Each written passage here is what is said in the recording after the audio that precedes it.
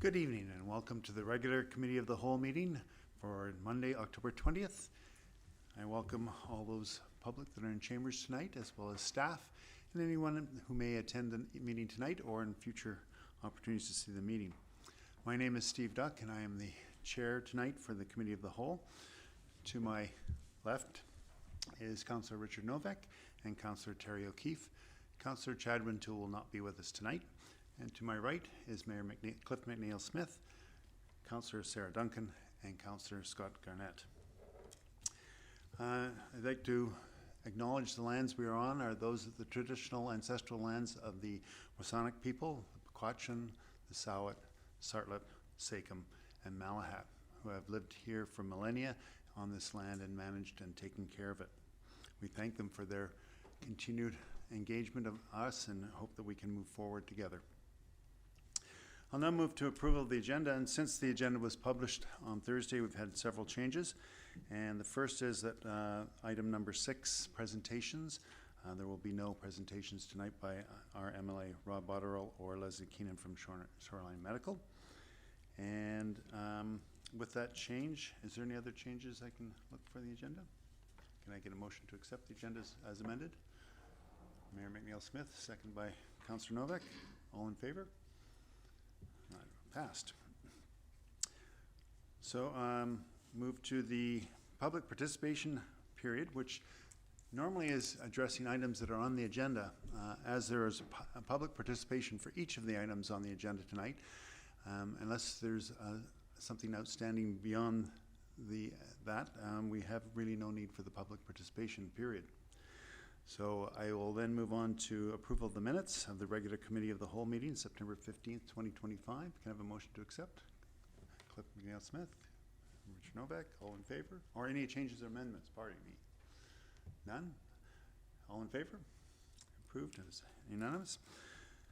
We'll now move to item number 7, development applications, and 7A, the development variance permit application number DV100379 at 9824 5th Street to vary sign bylaw requirements to allow additional signage on a freestanding sign. We don't have any presentations on that, but I'll turn first maybe to an update from staff just so we have something that people can speak to.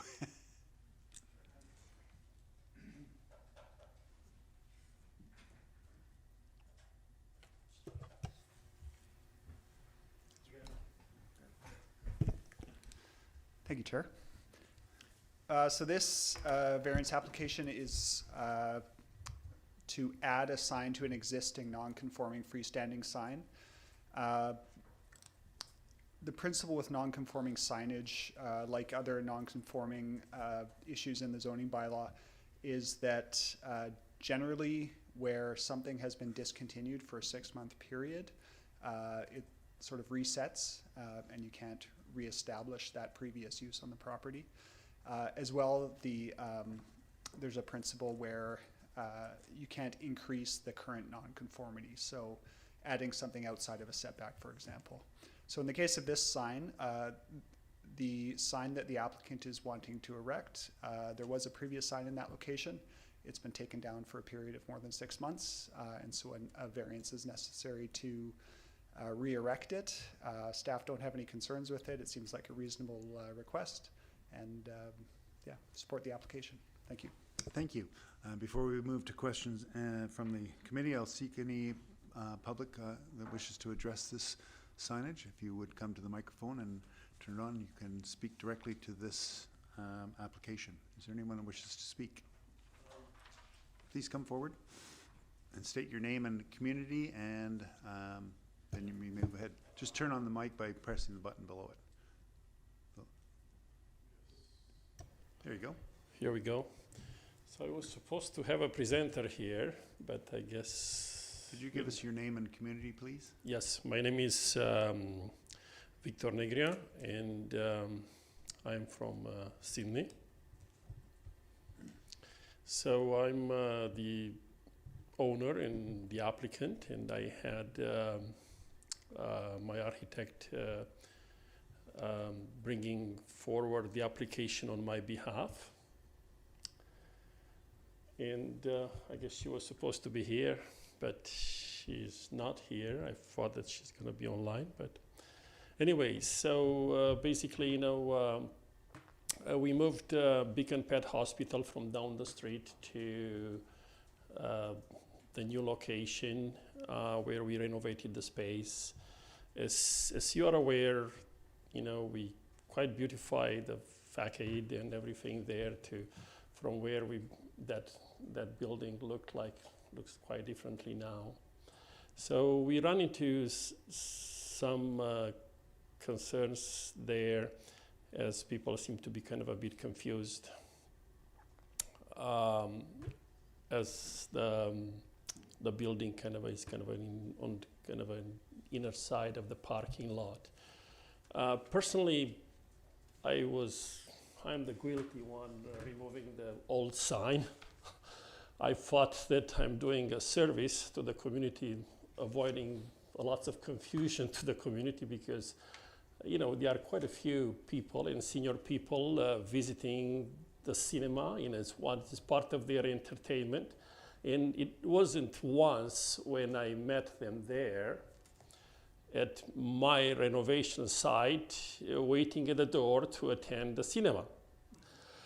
And in a sense, I felt guilty, having kind of that sign for quite a while there. And one day I said, that's it, I'm going to take that sign down and solve the problem. And I spoke originally with the lady who kind of rented temporarily the site. And certainly she has her own signs there. I guided a few people, so this is what I've done.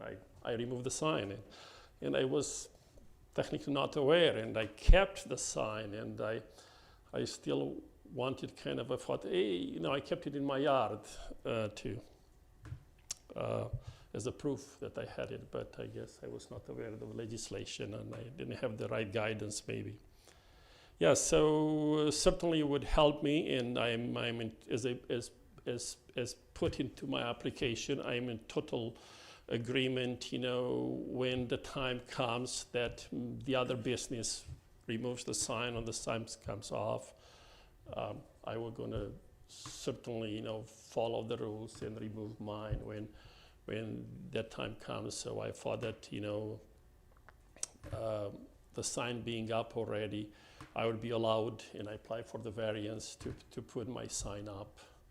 And as that confusion now perpetuates into my clients, as people, there is a big sign there, and in order to address that confusion, I put a fence because people kept parking on my side, so I put a fence to address part of that confusion. So here I am to request that variance if possible. Thank you, sir. Maybe as the proponent, you can stand by if the committee has any questions for you. Certainly, I will for sure. That's the reason I'm here, and my apologies for not having the attendance of my.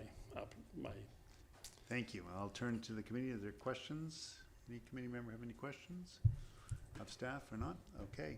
Thank you, sir. We'll move on. Thank you. And move to the resolution or recommendation. Councilor Garnett.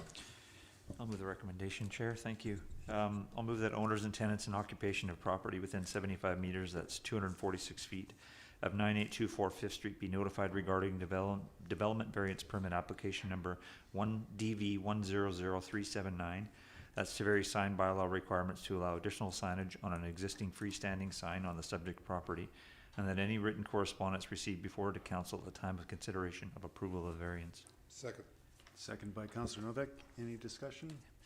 Yeah, just briefly, thank you very much for being here to speak in the absence of the other individual that's supposed to be here. And thank you for not going ahead and putting the sign up before you're getting approval. I appreciate that very much. Just as far as the sign goes, I think, ironically, I'm not a great judger of distance and height, but it would seem that this freestanding sign, if it was just where your sign's going to go, would actually probably qualify for 4.5 meters, ironically, and that it's the other sign that pushes it up to not being compliant. And my only, having gone by there, I saw your fence, and I kind of figured that's what had happened. It made a lot of sense that you put a fence up to try and delineate the spaces. And I know that there is a sandwich board sign there, and I think it's probably good if that sandwich board sign is removed, just simply because of the dimension of your parking lot, and maneuverability of turning is very limited. So that sign not being there is probably actually a good thing on the ground for people coming in and out. Other than that, I'm more than willing to listen to what the public has to say in feedback. Thank you. All right, as seconder, Councillor Novak. Thank you, Chair. Quite honestly, I don't see any reason why there shouldn't be a sign there. I think it's a reasonable request, given that the standard is already there, and that there was a sign in that space previously. I wasn't aware of the 6-month sunset clause on the previous sign, but that being the case, I think it's reasonable to grant a variance so that the applicant can have the proper identification for his site. Thank you. Other comments from council? Okay, committee, we'll move to voting on this recommendation. All those in favor? Matt, passes unanimously. Thank you. Move on to item 7B, Development Variance Permit Application Number DV100381 for 2344 Malaview Avenue to reduce the minimum rear yard setback to legalize an existing structure. And again, maybe I can call on staff just to give us a quick update on where that stands. Yeah, thank you, Chair. I believe the presenter was the same for both these applications. So this is essentially an application to legalize an existing accessory dwelling unit. The structure itself was built as a shed several years ago, or a backyard accessory structure. At some point in the past, it was converted to residential use without a permit. With the introduction, the reason it was converted to residential use is because the bylaw didn't allow for that type of detached residential structure. There would have had to been a variance or a rezoning process to allow for the residential use in the building. With the introduction and the adoption of small-scale multi-unit housing in the town's zoning bylaw last year, this type of dwelling unit is much more possible on properties like this. One of the things that staff introduced with that small-scale multi-unit zoning was a larger rear setback for occupied buildings, with the intent that if they were multi-story, that there would be a bit of a larger setback from adjacent properties. In the case of this property, the smaller setback is not particularly a concern, just because it's a single-story building, and so there wouldn't be sort of the same level of overlook over the adjacent property. So from that perspective, staff don't have any concerns with the variance proposed. Thank you. Thank you, staff. Is there anyone in the public wishes to address this item on the agenda? I see no one coming forward. I'll move to questions from committee. Councillor Garnett.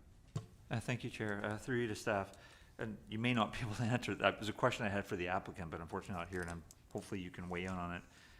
They mentioned in their letter of rationale undertaking upgrades to bring the building into compliance with the current BC building code wherever possible, and I'm just not 100% sure what that means. And not having them here, it's a little perplexing. Yeah, through the chair to Councillor Garnett, unfortunately, I don't know the details of that comment. I know things have changed in the code since this structure was built, so seismic requirements and things like that.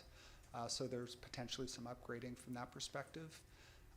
Another thing that's been introduced into the code is radon venting in the last several years, and so jackhammering up the slab below the building and installing radon venting may not be possible, but there are workarounds and other ways to meet codes, so that's what the architect is there for. Thank you. I appreciate it. Sorry for putting you on the spot, but it was a question. I was like, when I read it, I'm like, what is it? What do they mean by that? So, thanks for doing your best to try and answer it. It's just, left me puzzled. So, anyways, I appreciate that. Thank you, Chair. Other commission members? See no, I will entertain the recommendation. Councillor Novak. Happy to read in the recommendation. I move that owners and tenants in occupation of property within 75 meters or 246 feet of 2344 Malaview Avenue be notified regarding development variance application number DV100381 to reduce the minimum rear yard setback nor to legalize the siting of an existing building to convert from an accessory building to a dwelling unit on the subject property, and that any written correspondence received be forwarded to council at the time of consideration of approval of the variance. Second.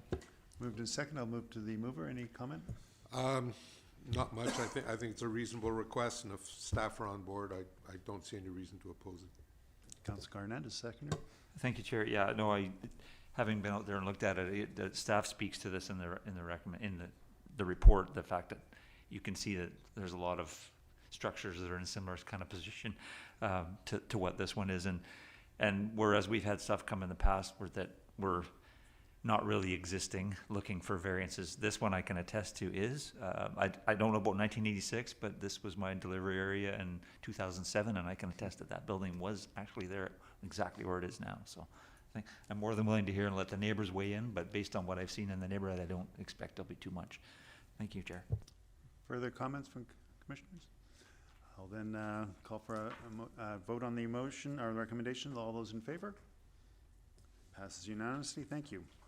We'll now move on to 7C, Development Variance Permit Application Number DV100380 for 9522 Lochside Drive to vary the sign bylaw requirements for temporary signage, illumination of signs, and to allow additional signage of a freestanding sign. And do we have someone? Yes. Ms. Wilson, if you want to come to the microphone and turn it on.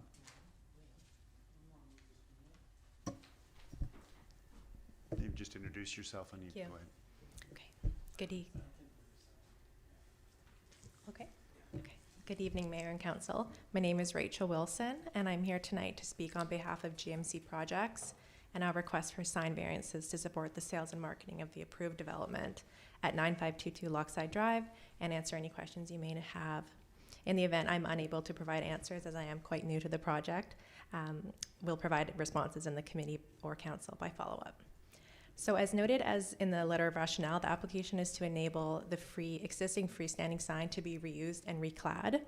This aligns with our approach to reuse rather than discard where possible, including, but not limited to, the on-site presentation center and sales office, which is a repurposing and reuse of a section of the former motel, and one we hope will find a new home and avoid demolition when it is time to proceed with construction of the new mixed-use building along Lochside, as well as the 4 cottage structures which have been moved off-site, 2 of which were gifted and relocated to the Sycam First Nation to provide housing for elders, and existing fixtures, cabinets, and appliances that have been provided to affordable housing, to another affordable housing project on another First Nation in Gold River.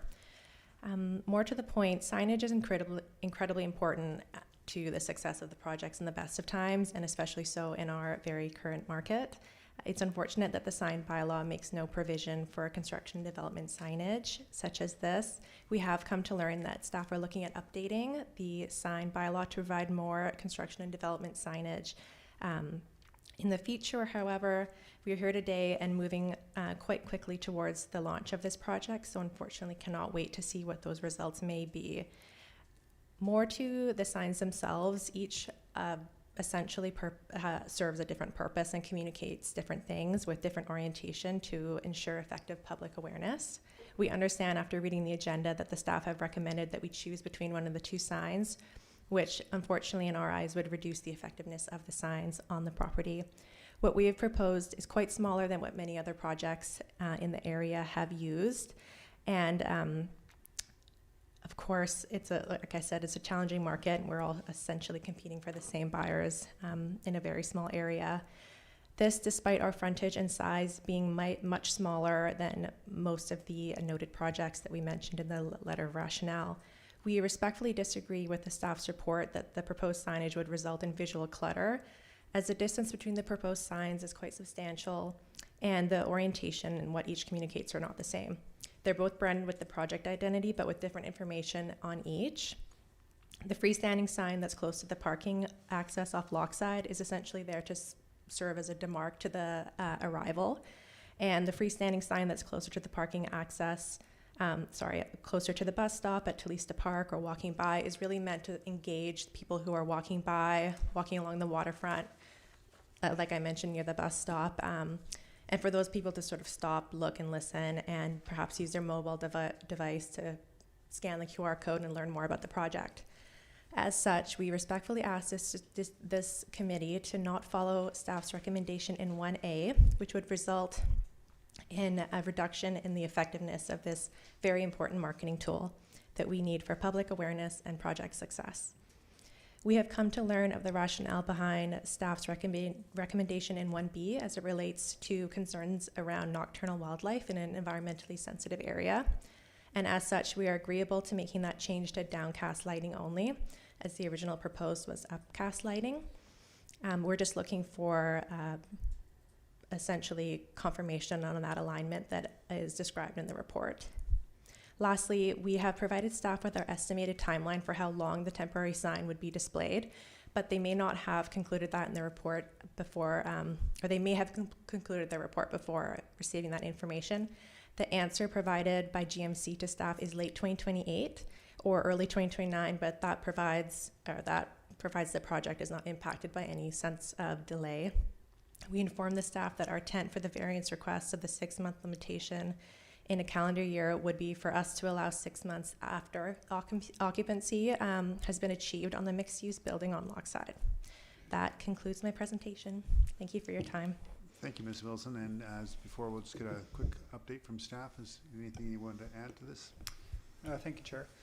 So this application is essentially around a freestanding sign. There's already a temporary sign that's been placed on the property.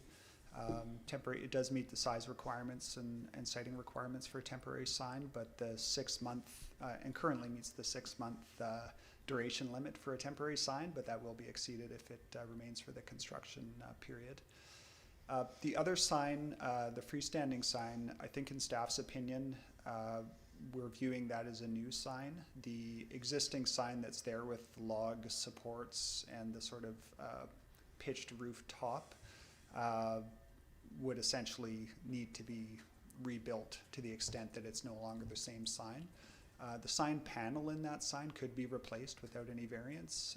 So when the structure of a freestanding sign is non-conforming, we do allow the panel to be swapped out just to allow for the change of business and things like that. So that's one option, but the replacement of that sign with essentially what staff consider to be a new sign kind of starts the clock from zero. So a number of variances are required as the staff report details. And I think staff's opinion on the two signs on the frontage were that, you know, it is a lot of signage. It is a residential neighborhood mostly. Yeah, just trying to minimize the overall number of signs on the property. That being said, if the applicant were interested in pursuing other sign options in the sign bylaw, there are other options that would allow for an increased number of signs overall on the property.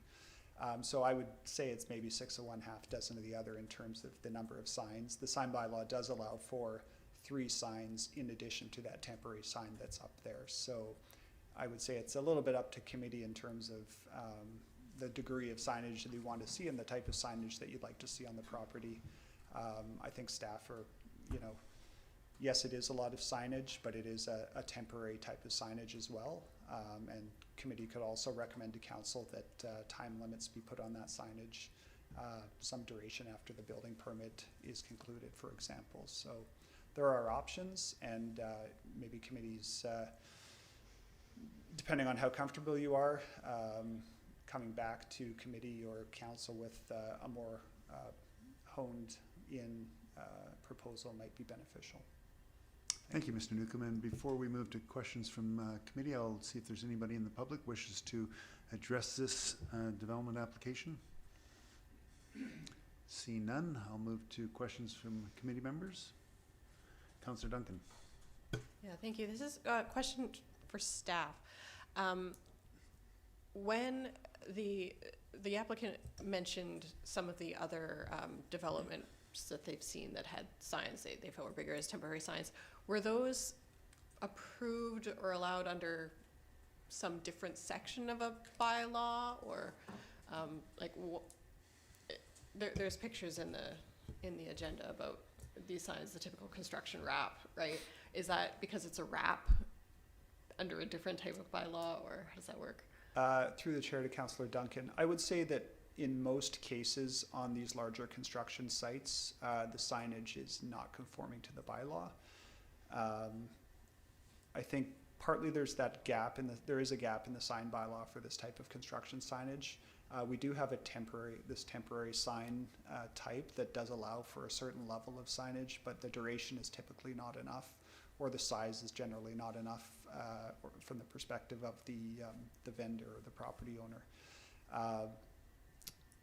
We do pursue enforcement on these properties, but quite often it's a challenge just because the site's quite dynamic, and often the signs are changing over the course of the project, et cetera, et cetera. So, but to answer your question clearly, in most cases, the signage is not conforming to the bylaw. Okay. And this one, I guess, will be for perhaps staff and then the applicant. On a lot of, condos, when there are specific units for sale, they'll have a very large wrap on a deck or something that says for sale. Does that count towards a sign by law or a temporary sign by law? Because from the perspective of looking at visual clutter on these projects as they're going through, not after being constructed, and then into the sales portion as the applicant spoke about, does that count? Again, through the chair to Councillor Duncan, yes, it does count. A sign on a building face like that would be considered a fascia sign. Generally, it's one per property for that specific use that the sign's referring to.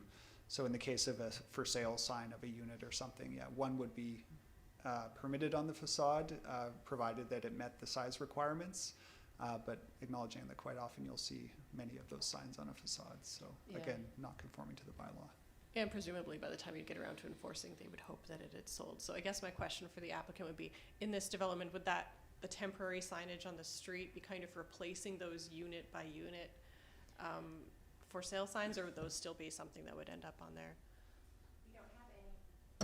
We don't have any current plans for those sort of fascia signs, so I can't say yes or no in this time, but right now our main focus is just to have these two temporary. They are both in a sense temporary signs, as they will go down during construction, but what we've really done is made a calculated effort at making them subtle, making them really blend into their surroundings. I mean, if you've driven by and seen they're quite subtle in the sense that they're ocean themed. They're, in our opinion, not as much visual clutter. They've really made an effort to not be as perhaps loud as those large for sale snippets that you've seen in other areas. But I can't say that we have any plans to do those sort of signs in the future. Okay, thank you. Councillor O'Keefe? Thank you. Thank you for the presentation comments. Can you just clarify for me again, you were talking about the lighting and that you were willing to make some adjustments on that. Was that just on all of the lighting, or that was just on the upward focused lighting? Yeah, so I believe the only proposal as it relates to lighting that we had was some soft upcast lighting, which was in the original permit application. However, after hearing about and learning more about the nocturnal area as it relates to the wildlife habitats surrounding, we are very open and happy to adjust that to what I believe the planning technician suggested, which was downcast lighting. So that is something that we're happy to be flexible on, and it wouldn't change the manner of the sign too much. We're thinking of it more to be like more of a garden, soft feeling, and if that's changes, we're flexible for sure. Okay, good. And sorry, if you can tell me again, in regards to you were proposing when the signs would be removed. So did you say 6 months after occupancy, like first occupancy was achieved, or? Yeah, ideally, our intent for the variance request would be that the sign would exist until 6 months after the occupancy has been received. Okay. Mm-hmm. And then, of course, the large freestanding sign that I referenced before, that would inevitably have to come down as we are doing construction in that area. And our intent there is to reuse and perhaps place on another site if possible. Right, Yeah. okay, thank you. And another question, I think maybe through you, Chair, to staff. So if council decided or a committee wanted to move forward with the variances with some adjustments, I guess we would propose that tonight or to be brought forward to next council. So would it be, I'm just trying to get the gist of what that wording might be, that we would include that the plans associated with the development be revised to, and then whatever, and then that it would go out for public comment. I'm just wondering what the process would be.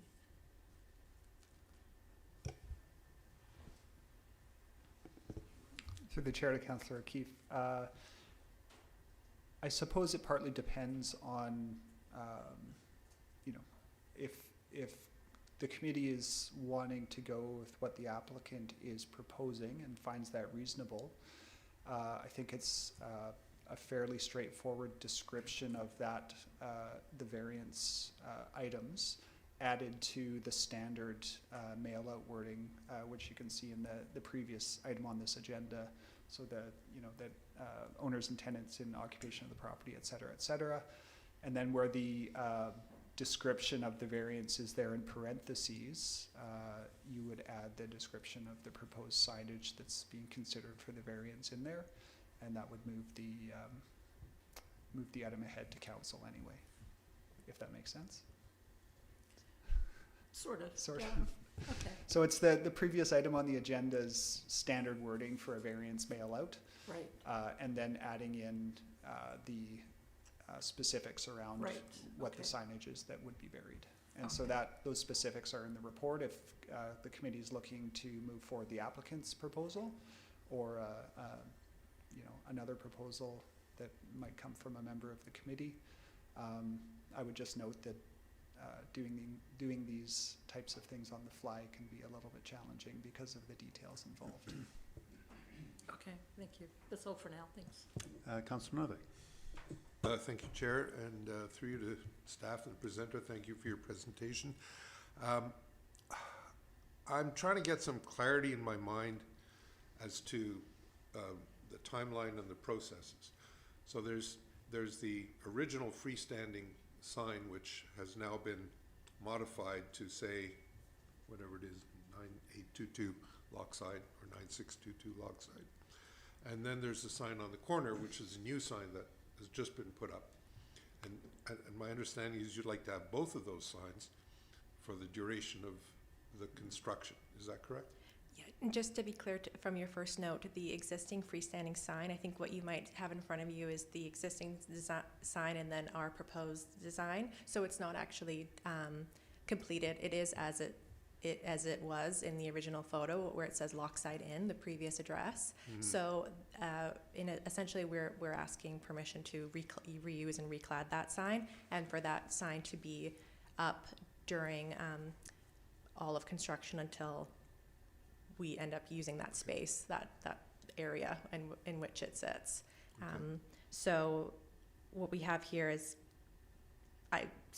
late 2028. I can't get it too much into specifics there. As it relates to the temporary sign on the corner, we're wanting that as well, just as it helps direct traffic. It helps people see us on the corner and make the appropriate arrangements to come see us. And that we're hoping can be extended to 6 months after we have occupancy, which is day one. People can move in essentially.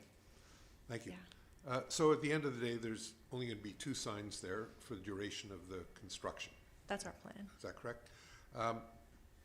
However, you said during the construction of the condominium project, which is the most eastward part of the project, that first sign, the original sign, I guess we Yeah, can call the it, existing one, yeah. existing sign, that's going to have to come down, correct? It will in time once we reach that area of the site. So at that point, well, that's under construction, you're then only gonna have one sign, and that'll be the one on the corner. Is that correct? Yes, yeah, hypothetically, I don't know of any plans. I'm sure realistically, we wouldn't erect something as large as the current. We're only really using it to that size because it already Because it's there. exists. I can anticipate we would do something of a smaller, we spoke about sandwich boards before, like we may, transition to something different, but it certainly wouldn't be two signs of that nature, Okay, as we just wouldn't have the space for it. and during the essentially. second phase of the construction, once the condominium part is complete, my understanding is that you'll complete that before starting on the townhouse project. Will you be asking for additional signage at that point? I don't have. Or can you anticipate that? I can anticipate signage as we discussed on A boards and perhaps the temporary sign being reused as we discussed. We're trying not to tear things down and remove. We probably would ideally ask for permission to just relocate it on maybe a closer down the road or another area, but I don't know of any plans to have more signs, to answer your question. Okay. Yeah.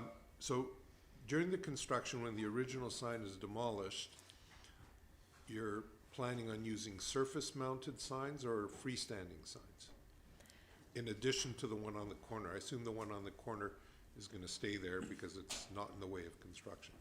Sorry, can you rephrase the question of what we're planning to do with that sign, or? So, once the original sign has been demolished, you said you might wanna put up some additional signage over and above the sign on the corner, which I assume will be the one that stays there for the longest period of time because it's not in the way of any construction. Yeah, that sign, hopefully we can repurpose.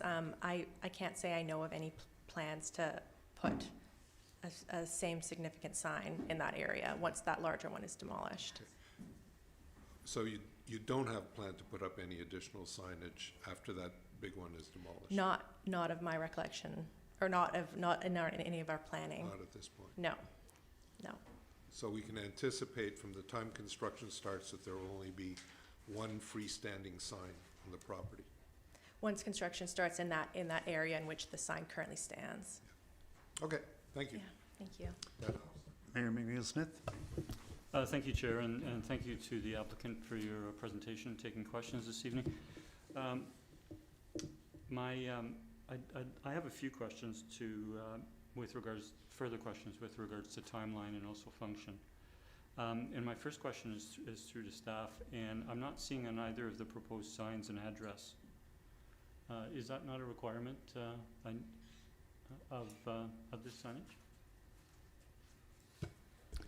Through the chair to Mayor McNeil-Smith, no, the address on the property needs to be addressed, but each sign does not require the address of the property on it. No, sorry, I'm not suggesting each sign, but doesn't one of the signs? I believe the property needs to have a sign somewhere saying 9522 Lochside Drive, but it doesn't necessarily need to be on a sign like this. It could be just posted on the building face or something like that.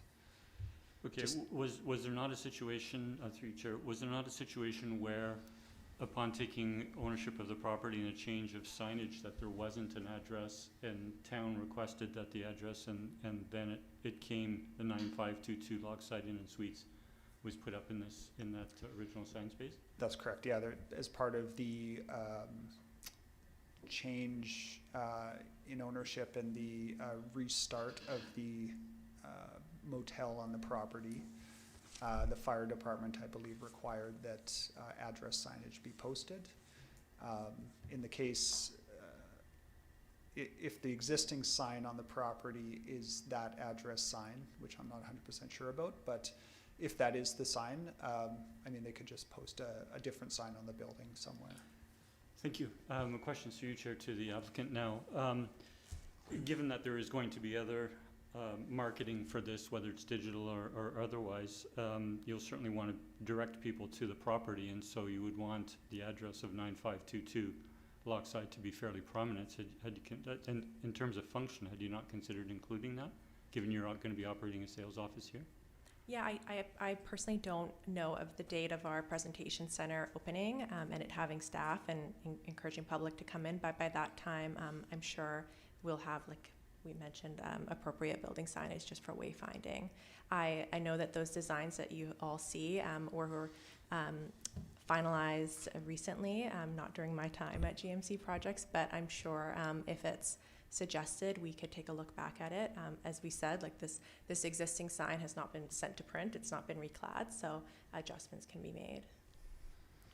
Okay, well, I'm just wondering, you know, given that a sales office is going to open there, you're also going to want to indicate that there is a sales office, and none of this signage doesn't indicate sales office. Let me switch to timeline for a moment, and maybe come back to function a bit later. What timeline are you anticipating opening the sales office? I don't have that information, unfortunately. I don't. The President, Jordan Milne, might be able to, or he certainly will, more than I would, so I can definitely get that information from him. If we could have that information for Monday Council, that would be helpful. Okay, certainly. But you've already put up the corner sign on the corner of Weiler and Lochside, and you would be wanting to put up, upon approval through our processes of this next going to council, if council chooses to notice, it would go to notice and then come back.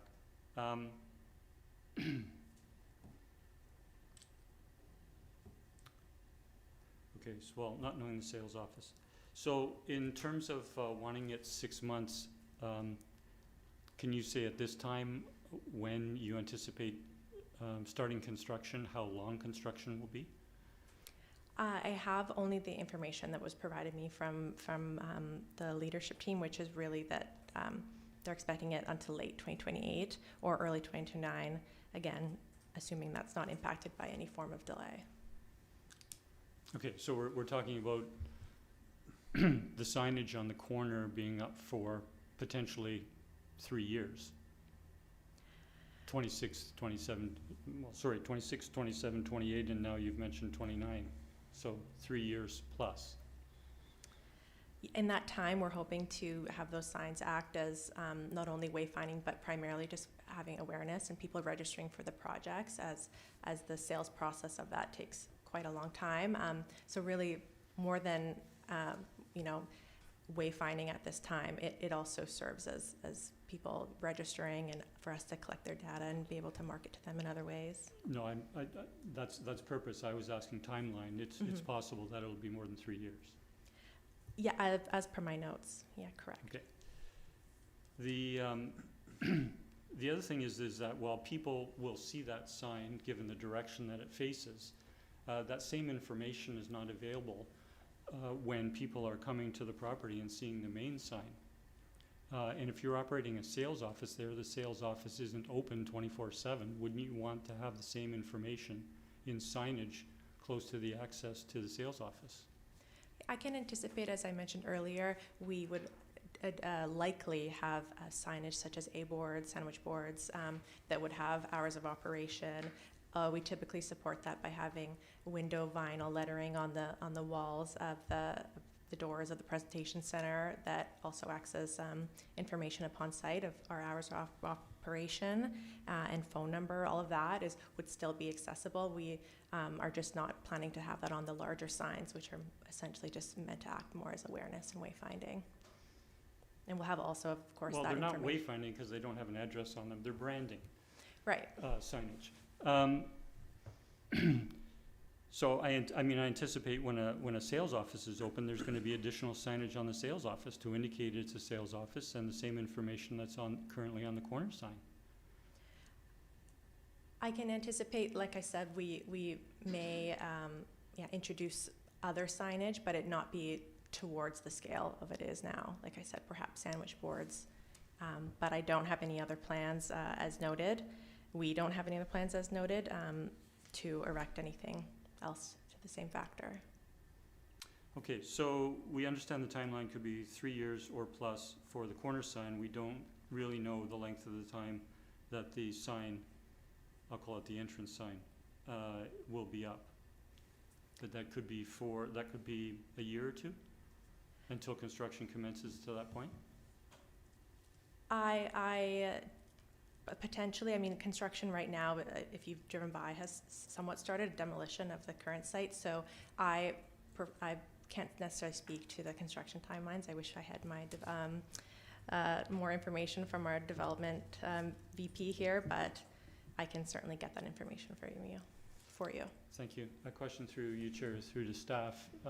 Has the building permit been issued? Through the chair to Mayor McNeil Smith, no, it has not. Can staff give any indication, and I realize if you can't, on what the timeline might be for the building permit? No, I don't have that information. Okay, thank you. Yeah, I'll leave my questions there, and we'll certainly have some comment when a motion's on the floor. Thank you. Councillor Garnett? Thank you, Chair. Thank you, Ms. Wilson, for your presentation. My question is for staff. If council was, or committee was to go along with the recommendation staff has provided here to remove one, and we removed, proposed to remove the temporary sign, that sign could still stay up for 6 months. Would that my understanding be correct? Through the chair to Councillor Garnett, yes, that's correct. Great, thank It's you very legal in all other respects. Great, thank you very much. Thank you, Chair. Any second-time questions from committee members? Thank you, Ms. Wilson, for your presentation. We'll Thank now you very move much. to discussion and presentation of the recommendation.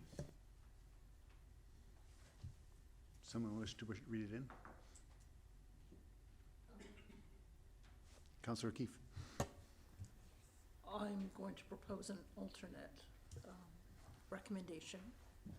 I'll try and read slowly for staff and try and cover the points that Mr. Newcomb suggested. So I will recommend that plans associated with development variance application number DV 100380 be revised to remove the upcast lighting and to have the signs be removed 6 months after occupancy. And that owners and tenants in occupation of property within 75 meters, 246 feet of 9522 Lochside Drive be notified regarding development variance application number DV 100380 to vary sign bylaw requirements, and that any written correspondence received be forwarded to council at the time of consideration of approval of the variance. I'll second. Second, and back to Councillor O'Keefe. I think maybe Mr. Newcomb had a suggestion. Thank you, Mr. Chair. If I might just make a small wording suggestion. So the part in parentheses to vary sign bylaw regulations to allow for a freestanding sign of 12.42 meters on the property. So to add that in? Yes, Okay, just to be specific about its okay. size. So that's, does the seconder accept that as well? Yes. Okay, Yes. moved and seconded. Councillor O'Keefe. Yeah, while I understand some of the concerns that staff have, in terms of sign clutter and congestion, and this being a residential neighborhood, it's a big property. It's not like there's a bunch of other businesses there that have signs up. So I think a large property like this, I don't think 2 signs is going to contribute a lot to that sort of clutter.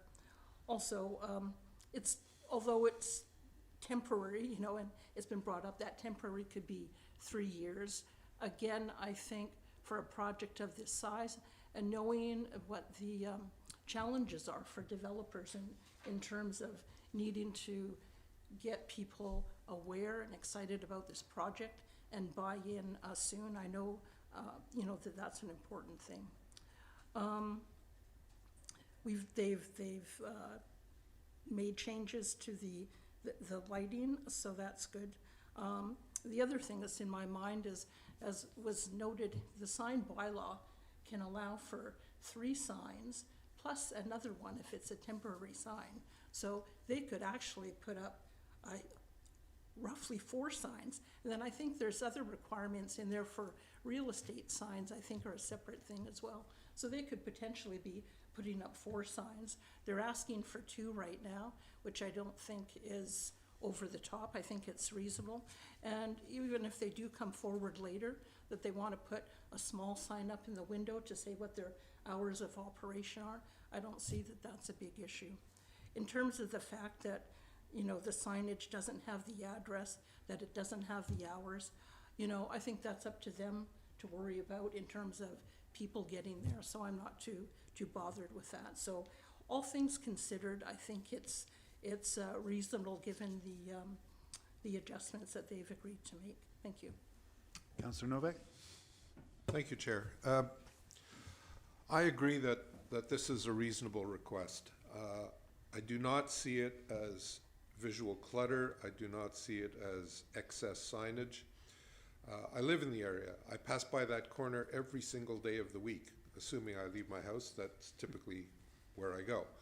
And I think it's to the benefit of the town of Sydney that this project be constructed, occupied, and completed as soon as reasonably possible. We don't want to see a development go on forever and ever and ever. And I think having those 2 signs there will aid in the marketing of the project. And I think, as my colleague mentioned, given the current state of affairs in the condo market, I think every bit of help that we can provide the developer would stand to benefit the community over the long haul. And I don't see this as being a very great leap away from our bylaw. As my colleague mentioned, the bylaw does allow for multiple signs. This is a bit different in that both are freestanding, but again, given the size of the property, I don't see that as a problem. I think it's important that the site be identified for people passing by so that they can potentially have that on their list of potential domiciles if people are looking for places to live. That's pretty much it. I don't see there's a problem here that we need to solve. I see this as something where a very small effort on our part would go a long way to helping the developer get this project completed in a timely fashion. Thank you. Other community members? Councillor Duncan? Yeah, thank you. I had made a plan to make a change too. I'm actually glad Councillor O'Keefe made the one she did. It sounds better than mine. I'm happy with this application, and I also agree with Councillor Novak. We also want to encourage those developers who come forward and ask for permission with their requests, rather than having people go ahead with things and that would not have been in the bylaw without asking. I'm glad staff is working on kind of updating that to make the more fair and reasonable for construction environments, which are different from what our sign bylaw is really designed for, of ongoing commercial interest. And I'm also happy when a developer will see staff's recommendation and agree for the ones that they understand, like getting rid of the upcast lighting because they recognized it was an ESA and they wanted to cooperate with that. But that they wanted to stick to the ones they felt they had a stronger rationale for, and I'd like to continue to kind of reward developers for negotiating in a good faith way like that. Thank you. Councillor Garnett? Thank you, Chair. Some good points raised. Thank you, Councillor O'Keefe, for seeking out that information about extra signs allowed on top of the temporary sign and for staff. But I think actually Mr. Newcomb would like to speak, so I'll cede the floor to him because he probably has more important things to say than me. Mr. Newcomb? I'm sorry, Councillor, I didn't mean to interrupt. Ms. Morton just sent me the motion that's on the floor, and I just wanted to recommend some changes to it if I might, but I'm happy to wait until you've Ms. Morton, maybe you could read it out just to make sure there were, oh. Either, staff? So the first part of the motion reads that plans associated with DV blah, blah, blah be revised to remove the upcast lighting and to have the signs be removed 6 months after occupancy. So two things there.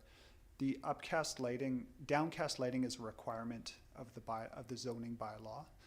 So that is not strictly a necessary thing to put in the motion. The other thing I would recommend is that rather than plans being revised to have the signs removed 6 months after occupancy, I think a more cleaner approach would be that the committee recommend to council that a condition be placed on the variance that the signs be removed 6 months after occupancy. And if the committee is also concerned about the lighting, there could also be a condition that the lighting be downcast just to drive that point home. But starting the motion with that owners and tenants, et cetera, and that a condition be placed on the, that the committee recommend to council that a condition be placed on the variance to have the signage removed 6 months after occupancy, and that the lighting for the signage be downcast. Just to make it a little more clear that the mechanism to enforce those things is a condition on the variance rather than plans being changed to reflect those things. Thank you. And Thank you, apologies for staff. the interruption. Turn to the maker of the motion and the seconder. Yeah, that all sounds good to me. Clarity is good. I think it conveys what I was wanting to communicate, and it clarifies for staff, and so. Thank you, Councillor. We appreciate the professional intervention to make sure that this meets all requirements. Okay, further comments? Councillor Garnett, you had the floor. Thank you, Chair. Clear? Okay, perfect. I didn't want to get in the way. Train of thought, come back. So yeah, I appreciate what everything has been said to date. I did have some agreement with the visual clutter, but allowing for the fact that more signs could go on there. I guess my greatest concern, and I'm by that site every week, as Councillor Novak knows on my walks, and I've gone out there a few times to look at the sign up close, is the placement of it. I have concerns about where it is in relation to what is a very, very challenging intersection. And having people stop to look at a sign where there's already so many things going on in terms of pedestrians and cyclists and cars coming at weird angles across the parking lot, visual issues with the bus stop and the transformer, and even to the right. There's so much going on at that intersection. I don't want people stopping to look at your sign. I want them to look at it for your purchasing, but I'm worried about what that's going to do in terms of visual on that whole intersection, and if that's going to cause any issues. Like, I'm looking at where it is and looked at where it was out there, and if it had been further back and supposed closer to the road, that might allay some of my concerns. But just where it is just in a space that there's already so much going on there that it does cause me some pause. I'll leave my thoughts there. Thank you, Chair. Any further comments? Mayor McNeil-Smith. Thank you, Chair. I support multiple signage on the property, given the size of the property. And I'm not terribly concerned with some of the timelines because this project is significant. It will take at least a couple of years to build, and there's the what takes place before and after. My concern is given what is transpired on the property since it was purchased, and the discussions between the developer and the town, that the applicant didn't come forward prior to putting the sign up on the corner. The sign is already up, and here we are, come before council to approve it. So my comment to the applicant as we move forward on this is that you come to staff and you come to council prior to doing things that have bylaws and policies at the town. I'm concerned with the safety at that corner. There is a crosswalk which would go to the corner, a current crosswalk that would go to the corner where this sign is, but there's not a crosswalk across Weiler there. And quite frankly, you know, people will stop by in their cars, you know, if they see a QR code or they see an email address. I see there's a telephone number, there's an email address, or there's a telephone number, a website, and a QR code. So it's not just going to serve pedestrians. I don't know that it's intended to serve just pedestrians because there's a lot of traffic that drives by both on Weiler and more so on Lochside. What I'm not appreciating as someone who's been in business a long time is given the function of this sign is why this sign isn't at the entrance where people will access the property. People eventually will be going to a sales office. We don't know, the applicant isn't able to speak to it tonight, but the sales office might not be open for a year. So people are only going to be able to get this information by going to that particular corner and looking at a branding sign that's near the entrance. So my other concern is that you know, there's not an address there, there's not a sales office now, so the signage there is actually going to change. And it can be suggested that there will just be sandwich boards or that sort of thing. The sandwich boards don't go with the branding that this signage and that the developer is trying to bring to the property. So I have a concern what may change in terms of what actually serves as function, and I have concern with safety at that corner, given the information that's being displayed, and that information isn't available and may not be available for the next year while until the sales office is open. We don't have a timeline when the sales office is open, but maybe we'll hear that at the next meeting. So I will support this going to council next week, and the applicant has indicated that they can provide some additional information. They've heard some of my concerns and other concerns. They may choose to try and address those at council next week. And I'll leave my comments there. Thank you. I'll turn to staff. Mr. Newcomb, you had additional comments? Thank you, Mr. Chair. Just to note that the sign that's been erected already on the corner is a legal sign, provided that it's not there for more than 6 months in duration. So the one that is up now is the temporary sign. All aspects of that currently meet the bylaw. It just can't be there for more than 6 months. The other sign would be the other proposed sign would be the freestanding sign that requires the more complex variance process. Okay, I'll turn to speakers a second time. Mayor McNeil-Smith. Thank you, Chair, and thank you to staff. I'll retract my comment with regards to the action taken. So when the sign now that says 9.5 that has the address on it, when that's changed to what's proposed here, and I appreciate that can change because we're just giving approval for there being a sign there. There will have to be an address somewhere on the property when that front sign is changed. Yes, I believe it's required by the bylaw. Thank you. Councillor Novak. Thank you, Chair. Just one final comment to address Councillor Garnett's comment about the safety of the corner, and I think the mayor made reference to it as well. One of the biggest problems at that corner is if you're coming out of Weiler and wanting to make a left turn onto Lochside, because it's not a right angle, it's actually an acute angle heading south. It's very difficult to see northbound traffic on Lochside from that corner. You really have to look over your shoulder. And one of my concerns was that sign might interfere with that visual corridor. As it turns out, it doesn't. And so the visibility is no worse today than it was before that sign was erected. That being said, I remember a discussion we had some time ago with Ms. Clary that once this development is complete, that there would be some changes to that Weiler-Lochside intersection. I don't know what those will look like, but I think any changes will improve the safety at that corner. Thank you. Other comments, second time? Are committee members aware of the motion, or would they like it read one more time? Okay, I'll call for a motion on it. All those in favor? None opposed, the motion carries. Thank you, council members, committee members, and we have no other further business under staff reports or other business. I'll seek a motion for adjournment. Councillor Novak, second. Councillor Duncan, all in favor? We stand adjourned. Thank you, gentlemen and ladies.